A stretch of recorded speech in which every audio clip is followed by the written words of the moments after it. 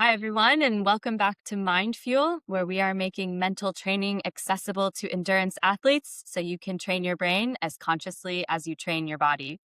Today, we're going back into stress management, and specifically, we'll be looking at managing overall load and adaptation as professional amateurs. So, joining us for this discussion is Miguel Damas. Welcome to Mindfuel, Miguel. Hi, very nice to be with you. Thanks so much for having me.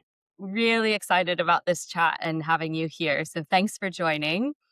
As you know, Miguel, we like to start every episode by asking our guests to introduce themselves by telling us who they are, not what they do. We'll get to that in a bit. So, if I had to ask that a different way, how would your wife or friends or family describe you? Well, I guess they would describe me as someone that uh, is overly zealous about making sure that everyone knows how to maximize their living, either by improving their health and performance or just having a good time.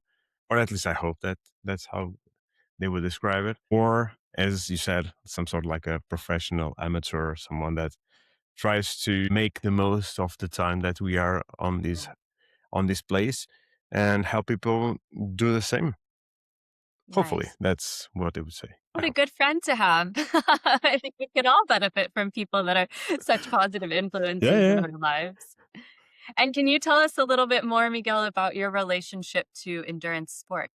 Yeah, it's actually kind of a drug of my choosing, both theoretically and practice. So for as long as I can remember, I would love to do an Ironman. That's honestly been a long dream of mine. But when I was 138 kilos and I couldn't physically run, that was actually just outside even my wildest dreams. But then I started losing weight, and after I lost 40-ish kilos, I went to see the finish line of the half marathon here in Porto, and he's now a brother-in-law, but was finishing. I said, wow, all these people are healthy, happy, colorful, which is so much different for the work that I was doing as a doctor back then. I said, well, I want a piece of this. So I started running. And because, I mean, you start running 50K, then half marathon. And if you do a half marathon, then you need to do a marathon. Then when you do a marathon, if you have an eye on long distance triathlon, then why not? So I did my first 17.3, and then I did Commerce Marathon last year. Now I'm actually 1 week out for my first trail. So I'll say that my relationship with endurance is one of my getaway drugs and way to challenge me, my physical side, overcome my limits, and just see where I stand on that front. It's just like some sort of poison that I think most of us have. Yeah, Uh, I'm going to go ahead and say I bet most people listening to this relate. I yeah, certainly I'll say do. I guess so. I guess so. And I love how the parallel between endurance sports and actually startup and being founded. Most of people that I work with is actually we are all athletes. Some of us will do sports. We are all doing endurance. Some of them run races or do things. So everything combining on the physiology and mental side and all the debate and the tricks and personalization. I honestly love it from a doctor perspective or athlete perspective, but also from someone that overcome pretty much a lot of limits that I had. Amazing. Oh, there's a lot to dig into there. I think one of the things you and I bonded over very quickly when we first met was Matt Fitzgerald, Yeah, who, yeah. for the audience, hopefully you know, because if you've been on the Mindfuel website, you know I'm a huge fan of Matt Fitzgerald, and Yep. Miguel is too, and specifically the book How Bad Do You Want It, which talks a lot Yep. about the power of the brain over the body and our Yeah. ability to push limits when we really train what's going on in our heads. And Miguel, you've kind of taken this into your professional life. Yep. And I think it would be great before we dive into exactly what you do and the stress management topic that we said we'd cover today. If you do give, you've teased it a little bit in your intro, but a bit more detail around your evolution from medical doctor to what you now do Yeah. today, if you can explain that. Oh yeah, sure. So it's actually like let's say three things that led here. So first was why I went to med school. So I never went to med school to treat sick people. My goal was to help healthy people become healthier. Actually, my ultimate goal would be to become Manchester United Football Club physician. But yeah, it hasn't. There's still time. It's still time. I know. And Man United, if you're listening, give me a call. But it's always about making sure that someone is healthy, can be more healthy. And it like set the tone, especially being born into a family that's already living ahead of its time. My mother was Dr. Kinasal. She was the founder of functional medicine in the country, pretty much. So I was born into knowing that health and medicine is more than just treating symptoms, and that's more to health than just not being sick. So that was like the background. Then during that period of going to college, I gained a little bit of weight. And by a little bit, I'm almost double my weight. So I entered with 72, and midway my residency, I was 138. And despite my best mates making a couple of interventions saying, look, man, we only see you active around food. You should change. Yeah. But back in my mind, it is what it is. It's who I am. Until a cousin of mine had a stroke, roughly my age. I look to our side of family, everyone died either with a stroke or heart attack. And given that I was fatter than bacon, I thought, well, maybe it's time to change. So that's when I decided. Was around the same time that paleo diet was all rage, and I was having a lot of people coming to me asking me my opinion about paleo diet. So I started reading a book, and I was interested and curious, and so I'll need to try it. So I tried for a month. I didn't feel anything. But after that month, when I went back to my old routines, I felt so worse that I didn't even realize how much better I was feeling. Like everything, we got GI, anxiety, breathing, sleeping. So, well, I mean, next time I do something like this, I need to do for 3 months. And then so I set, I think it was 1st of August, 2016. And then after 3 months, I could not go back. So through that journey, I understood a couple of different things. First, the impact that inflammation has in the body, and how the impact that diet has more than macronutrients, much more than calories, and how it changes into a stressor or not stressor in our body, like in a 0 and 1, in the sense that everything that we eat either is helping us or harming us, nothing in between. And crucially to what I do is how it feels to be limited by our body. I mean, as you can imagine, being, I think, was stage 3 obesity. I mean, let's say that it brings some limitations. So that's my story on overcoming my limits and being really passionate about it. And then the third is my passion for startups and executives and performance in that sense. Because when all of the other two were happening, I started being looked for by executives and founders that were trying to either treat burnout or find a doctor that could tell them that they don't need to slow down because they can't. Actually, we're telling you to find a way, and to what I call now, it's negotiate the negotiables. What can we negotiate to give us more room so that we can push more before breaking down?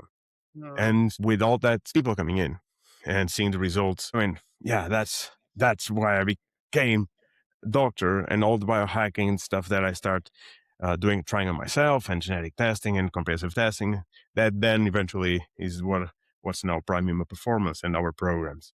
So long story short, that's how I ended up in this situation, being a medical doctor, but combining much more into what I do, much more performance physiology, performance coaching, anything that has science behind it that will help the person in front of me achieve the goals that they are after.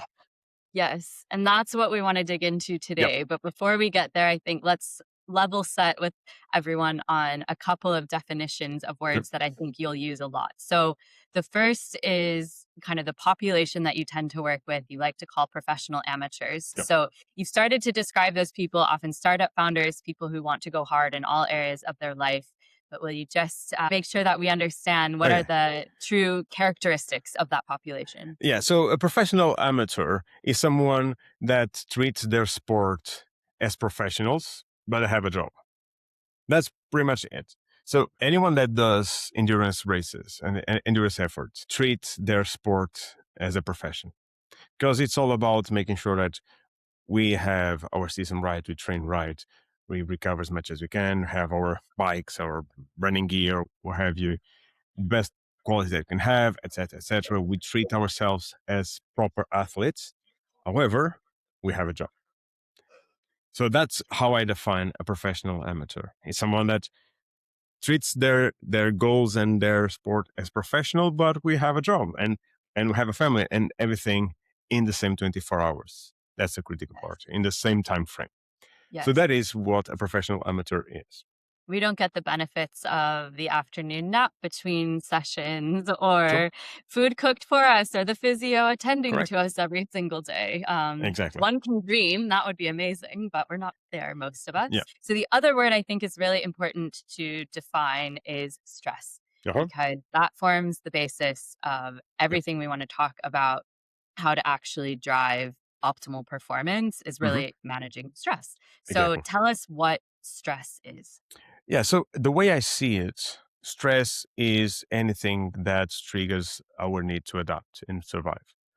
So to some extent, stress is something that threatens our existence Mm. in any way, shape, or form. Is it metabolic? Is our cells? Is our mindset? Is our weather? All that is stress. And the reason it is critical for professional amateurs and for how I work and how I see the work that I do with my people is that we have only one system and one way to deal with stress. It all comes into the same bucket, let's say. And we need to have ability to deal with that stress. Because the premise is, and if we go back to the reason why we have stress responses, ultimately, as I was saying, is a pure survival mechanism. So, I mean, we would be roaming around, minding our own business, just eating the grass until we saw a lion.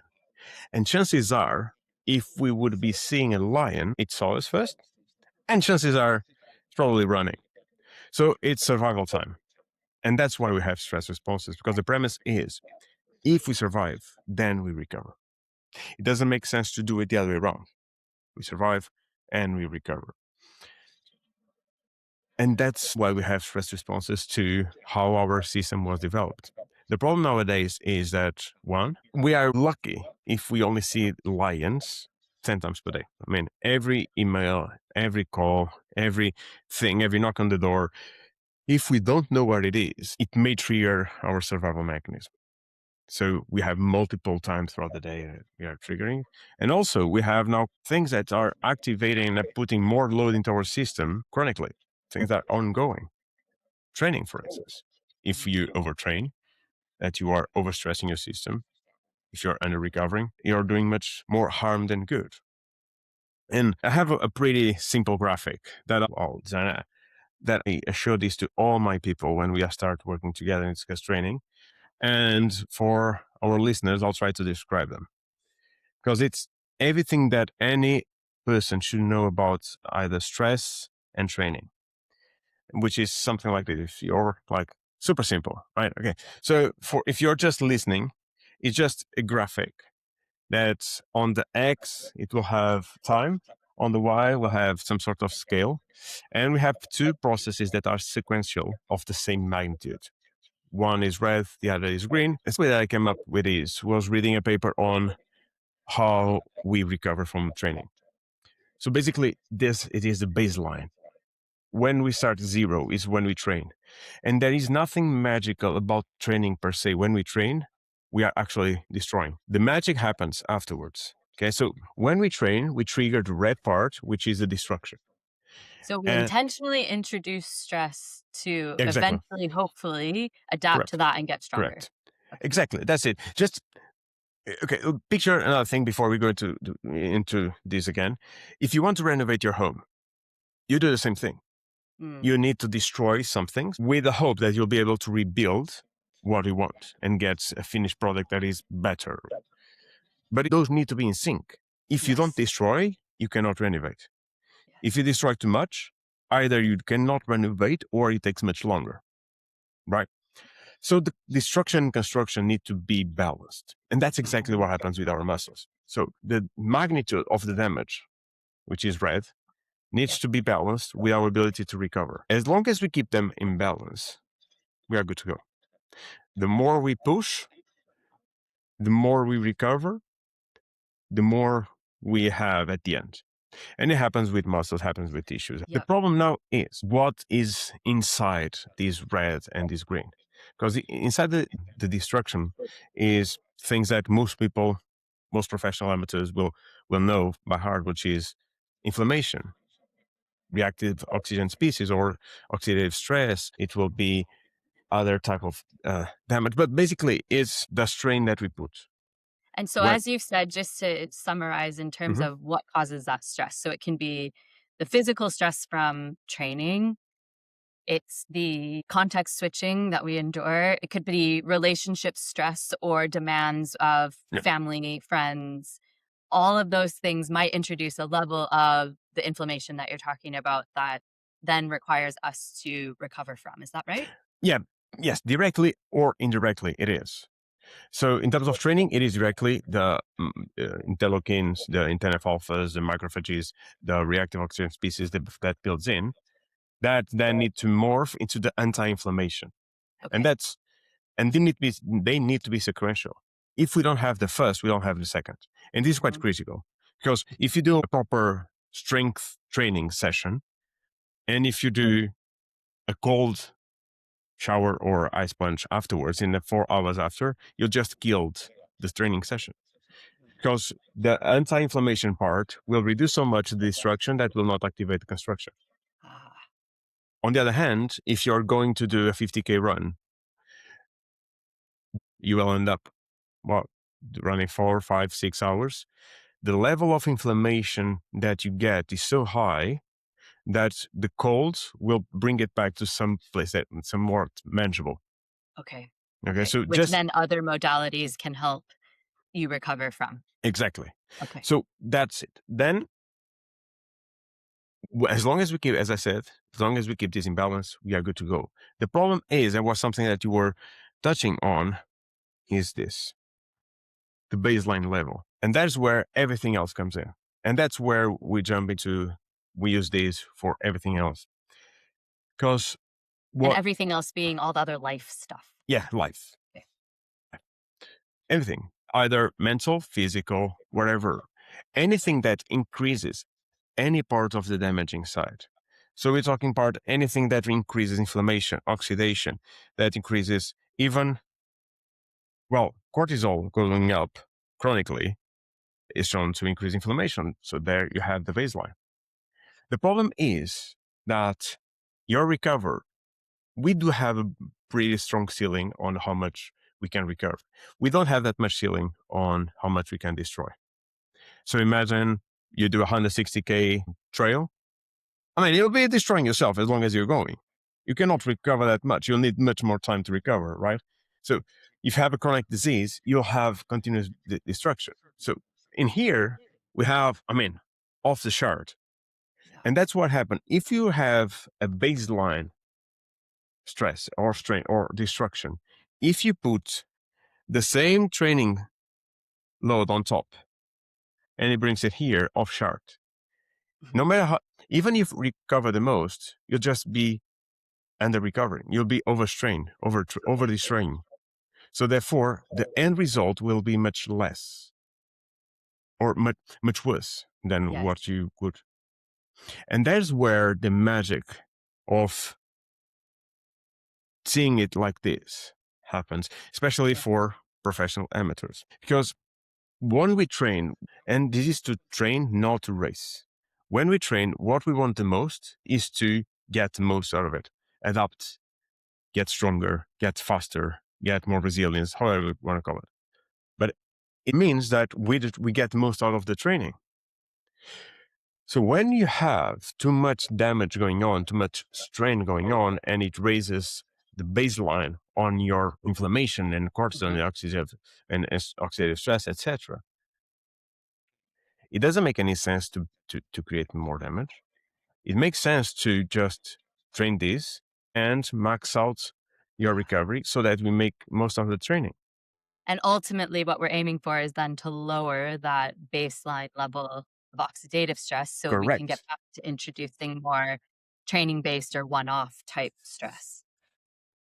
Correct. Because most of the things that are raising the baseline of destruction are choices, are what I call the negotiables, are things that we can use to increase destruction or increase recovery. So, for instance, diet.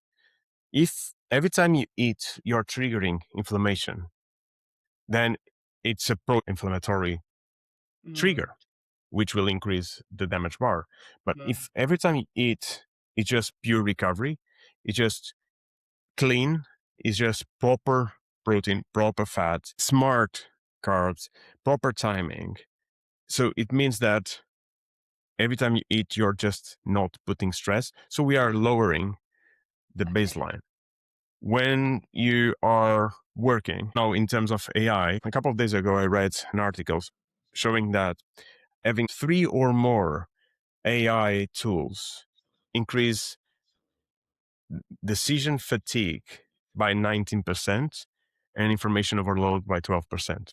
Whoa. So when you have 3 teams and they are all on Slack and they're all texting you from all different angles on different topics, Mhm. the amount of mental load that it causes, the mental strain, task switching, context switching continuously, it raises the bar. So by changing the way you process data and making it more compartmentalized, leave us a little bit more room to play. Yeah. When we are smart about our training and only put as much pressure as we can handle, then we keep reducing the damage bar.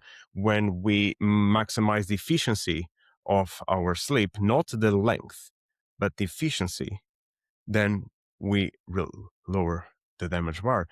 All of that combined, eventually, what will mean is that the baseline of inflammation will get lower. Therefore, we gave ourselves a bigger bandwidth of loads that we can use either to train or to work or to push. It doesn't really matter. Okay. So this is the most important graphic that you need to know whether you are an athlete or just a person that wants to excel. It's just, Fantastic. The visual is so yep, helpful. So if you're listening to this yep. on Spotify, make sure that you head over to the YouTube just to see the graphic, or Yeah, maybe I we can mean, get that on our website. so Just it's to just about that. summarize, okay, so I think we talked a lot about the stress levers, Mm-hmm. and I think we've peppered in some of the key Yep. recovery ones, but just to summarize what I've heard and then you can build on it. Nutrition, Yeah. both composition and timing, Yep. sleep, Yep. efficiency, I heard, so it would Yep. probably be good to define that. Yep. And are there other things specific for recovery that are Yeah. not necessarily reducing stress, but improving Yep. recovery?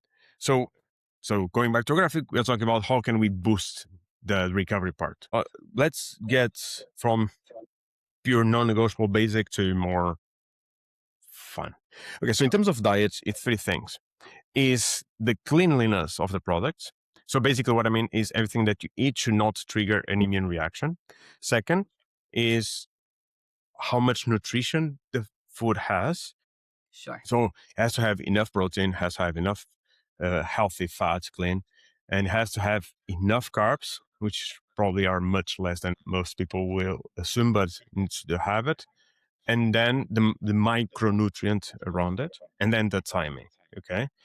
Most protein should be taken first part of the day. Most Mhm. carbs should be taken last part of the day. And going back to efficiency in sleep, yes, we should sleep 7 to 8 hours. Sure. However, most people that I work with do not have 7 to 8 hours. So going to the science, it's basically if you spend 8 hours in your sleep and your Whoop, your Garmin, your Aura, or your Google, whatever wearable you choose will tell you that you are actually only sleeping for 6 hours, then it means that one, you have non-efficient sleep. Mhm. Second, bottom line, if you would maximize your efficiency, you could only sleep 6 hours and have the same result. Probably you have better results. So I'm not saying that you should sleep 6 hours. I think you can sleep, you can go with 6.5 proper hours that you are actually sleeping. And most of your sleep, combined deep sleep and REM sleep, is at least 50% of your sleep. And how you can maximize your efficiency is with the 3-to-1 protocol. You stop eating 3 hours before you go to bed. You stop working 2 hours before you go to bed. You stop screens 1 hour before you go to bed. If you cannot stop doing the last two, get yourself a good pair of blue light blocking glasses that will minimize the damage. Okay. And third is the temperature. Having a cold room is a game saver. It's absolutely insane. So 18 degrees Celsius roughly should be the ideal temperature. And the last one is that you are consistent. If you are consistent and your body knows that when you eat half of the plate of healthy carbs and protein, and then you hydrate, and then you turn off your screens, you stop working, and a little bit you get cold, and he knows that, well, it's time to fall asleep. Okay, now I know this routine. It's time to fall asleep, and you get much more efficient. And then if you travel back and forth, it is a very nice way to mitigate jet lag. So this is how, bottom line, you increase efficiency. So we So as adults basically need to go back and do the thing that we do for infants when they're children. Routine, preparation for sleep. We can imitate that. breaking news, we didn't change that much species between being infants and all as adults, right? So now for athletes, the other one that I will add is do not, if you can avoid it, and please, please, please ensure that you avoid it, is train at the end of the day. Anything but proper strength training. That can and should be done at the end of the day. But going for runs and longer sessions that consume a lot of oxygen, that create a lot of inflammation, will jeopardize sleep. Any high intensity workout, high intensity mean that your heart rate will get high for a long period of time, 4 hours before you sleep, will mess you sleep. So it changes a lot. For me personally, is any proper training after 2 p.m. will mess my sleep. So it's better to go to bed earlier, wake up earlier, and train earlier. Okay. It's better for your system. So it's diet, sleep. That's basic stuff. Then stress management strategies. They are also important. This is highly contextualized in terms of the person and occupation and what he does. I mean, if you run a 9-figure company, it's different that you are starting up. Or if you are in corporate, it's different. If you travel, it's different. Now, there are a few things that I think are absolutely key. One is to have some sort of breathing strategy. And by breathing, I mean literally breathing. There was this paper published saying that 80% of people, when they are on their email, and I guess it would be the same as WhatsApp and Slack and any other texting platforms, but when they are on email, they hold their breath or change their breathing pattern in a way that creates more stress. They call it the email apnea. So just by having something like a post-it on the screen saying breathe, and every time your eyes glance over it, you just stop, breathe, done, nothing more. If you do this consistently, it will create these nano breaks that will change our hormonal system. So just a tiny bit. That should be enough to just do It's it. not, I think sometimes we think, oh, it's like big stuff. I have to make all these changes. That's such a small thing that's really easy to fit into between calls, taking a quick break. Calls, yeah. So then you have like box breathings, etc. But just breathing, that is one. Second is some sort of journaling practice. What I advise people to do is what I call the mind dump. It's not necessarily journal, but it's just writing everything that you're thinking in the exact words that you're doing and then burn it. And the reason is quite simple. Because we cannot write at the same speed that we think, if you write exactly what you're thinking, you just short circuit the system. And then you are made to look into what you're thinking, but in a controlled way. Okay.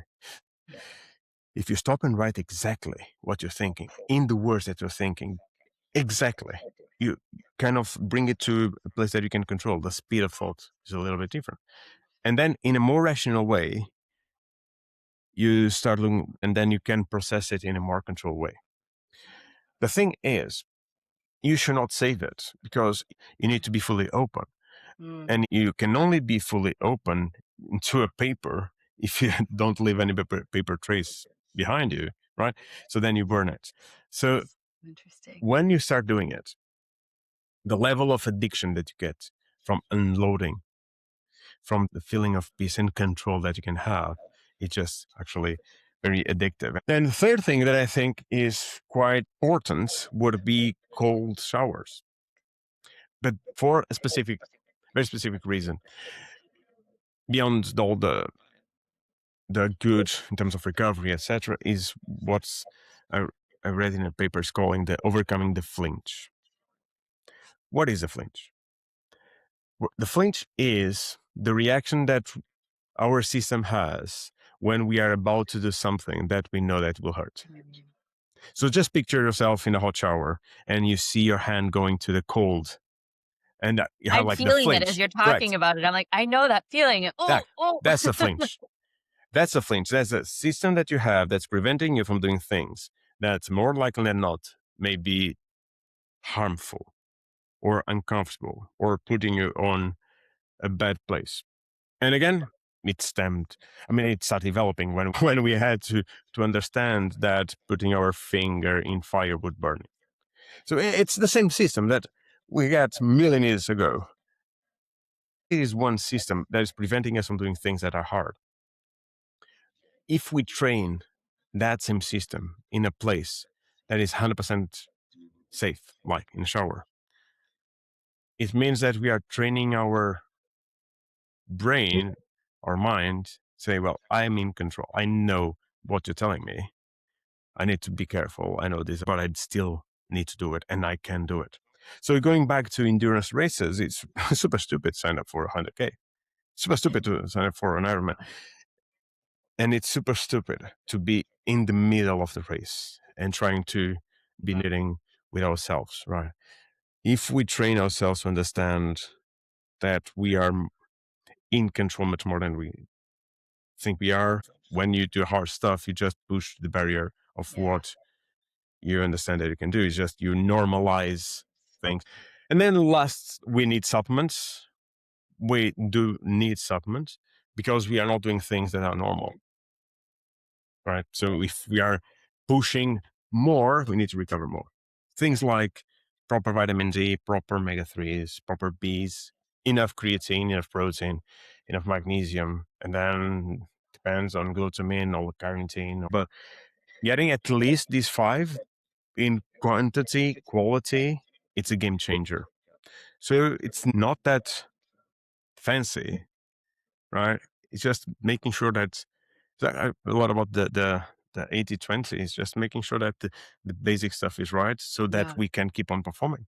And that we bring a level of intentionality to Yep. it so that we don't end up in a situation where the basics aren't happening. Yeah. So Miguel, if you could leave us with the one piece of advice, if you had to rank those things that you just said, they're quote unquote easy, but I can imagine someone listening to this who's not doing any of them might sit there and say, a bit overwhelming. I'm not sure where to start. What's the one that you would start with? Clean your diet. No, that's not even close. Just understand and be 100% sure that everything that you eat or drink will either help you achieve your goals or harm your chance of achieving your goals. It's either helping you or putting more strain into you. It's either recovering or damaging. There's nothing in between. There may be different degrees on each side, but every little thing you put into your system, you need to be sure that is supporting the goals that you have. And I challenge you, every time you go to a supermarket and start grocery shopping, before you pick any package, think about what should be in that package. In some of the events that I do for companies, I present the challenge to the audience. And I put 2 lists of ingredients of meat products. And the only thing I did was copy pasting the ingredient list. I said, pick one. These are 2 meat products. Just choose what you think is best for you based on ingredient list. And 99.9% of people choose the same thing, which is dog food. I put dog food and sausages side by side. And based on ingredient list, just be clear, I'm not saying that you should eat dog food. Okay. No. Okay, good. It's just to make the point that when you look into the ingredient list, you really understand what you're about to eat. And then if you decide to go through, that's fine. But I just cannot accept someone who put so much effort, so much dedication, much time into a dream that is having added layers of damage and strain and load because products have Right. things hidden. Well, I need to go clean out my kitchen cabinets now, but Good, good. no, I'm pretty good. No, but so if it is just one thing that will get you the best return on investment, and the more you put into it, both in effort and sometimes in money, the more you'll get out of it for your performance, is to clean your diet.